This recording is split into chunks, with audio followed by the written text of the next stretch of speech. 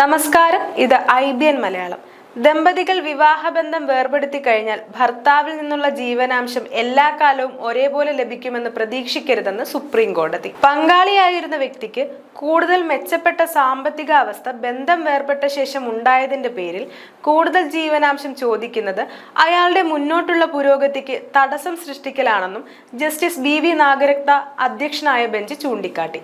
വിവാഹബന്ധം വേർപെട്ട് നഷ്ടപരിഹാരം നൽകിയ ശേഷം പിന്നീട് എപ്പോഴെങ്കിലും ഭർത്താവായിരുന്ന വ്യക്തിക്ക് സാമ്പത്തികമായ തിരിച്ചടികൾ ഉണ്ടായി പാപ്പരായാൽ ഭാര്യയായിരുന്ന വ്യക്തി സാമ്പത്തിക തുല്യതയ്ക്ക് തയ്യാറാകുമോ എന്നും കോടതി ചോദിച്ചു. വിവാഹബന്ധം വേർപിരിയുന്ന സാഹചര്യത്തിൽ ഭാര്യയെ ദരിദ്രാവസ്ഥയിൽ നിന്ന് രക്ഷിക്കാനും അവളുടെ അന്തസ്സ് കാത്തു സൂക്ഷിക്കാനും സാമൂഹ്യനീതി ലഭ്യമാക്കാനുള്ളതുമാണ് ജീവനാംശ നിയമത്തിലെ വ്യവസ്ഥകൾ.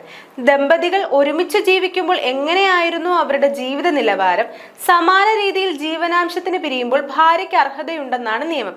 എന്നാൽ വേർപിരിഞ്ഞ ശേഷം പിന്നീട് എപ്പോഴും അത് പ്രതീക്ഷിക്കരുത്. US IT കമ്പനി നടത്തുന്ന ഭാരതത്തിൽ ജനിച്ച US പൗരന്റെ വിവാഹമോചന കേസിലാണ് കോടതിയുടെ പരാമർശങ്ങൾ. 2020 ആദ്യ ഭാര്യയ്ക്ക് ഇയാൾ ജീവനാംശമായി 500 കോടി രൂപയാണ് നൽകിയത്. എന്നാൽ 2021 രണ്ടാമത് കഴിച്ച വിവാഹവും വിവാഹമോചനത്തിൽ കലാശിച്ചു. ആദ്യ ഭാര്യയ്ക്ക് ലഭിച്ച 500 കോടി രൂപ തന്നെ തനിക്കും ലഭിക്കണമെന്നായിരുന്നു രണ്ടാം ഭാര്യയുടെ ആവശ്യം. എന്നാൽ ആദ്യ വിവാഹബന്ധം വർഷങ്ങളോളം നീണ്ടു നിന്നതാണെന്നും രണ്ടാമത്തെ ബന്ധം മാസങ്ങൾ മാത്രമേ ഉണ്ടായിരുന്നുള്ളൂവെന്നും കോടതി നിരീക്ഷിച്ചു. രണ്ടാം ഭാര്യയ്ക്ക് 12 കോടി രൂപ മാത്രം ജീവനാംശം നൽകിയാൽ മതിയെന്ന് ഭർത്താവ് സമർപ്പിച്ച അപ്പീലിൽ സുപ്രീം കോടതി വിധിച്ചു. News desk IBN Malayalam.